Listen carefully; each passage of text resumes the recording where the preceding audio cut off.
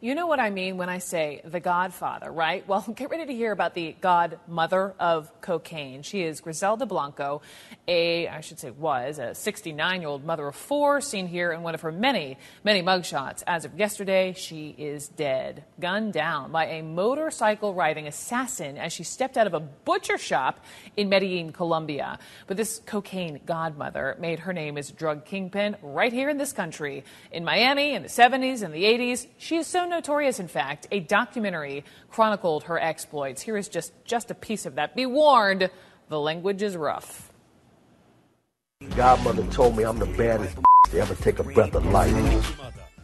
So here's the thing, you know, this isn't exactly your friendly neighborhood godmother, obviously. The stories of her viciousness made headlines for years and years. We just had to bring in Rafael Romo to bring in some of these. I mean, we've been talking, this should be an actual film, just the twists and turns of her life.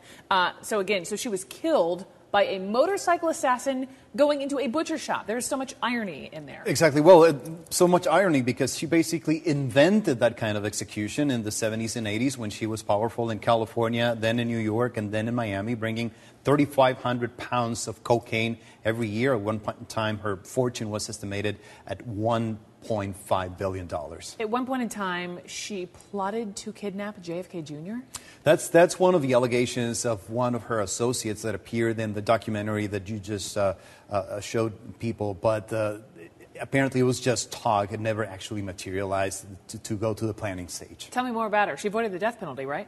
That's right. She was originally prosecuted for drug trafficking, but then she was tied to 3 murders. And authorities in Florida and in New York said that at least they could have documented 40 murders. And that's still conservative because she might have been behind as many as 200 executions in Miami, in New York, and in Irvine, California. Including a 2-year-old girl. Just 30 seconds. Why, though, Godmother of cocaine? Why that moniker? She basically invented bringing cocaine from South America and into the United States. It was this woman. Exactly. Most Wow. Americans know of Pablo Escobar. Right. Well, she was there before Pablo Escobar on a much larger scale. Pablo Escobar was stealing cars when she was already trafficking 3,400 pounds of cocaine in the 70s and 80s. She had so many enemies. It's amazing she lasted as long as she did. 69 years old, and she actually became a grandmother. So it's just amazing that at this point she dies, but she dies in the same way that she attacked many of her enemies.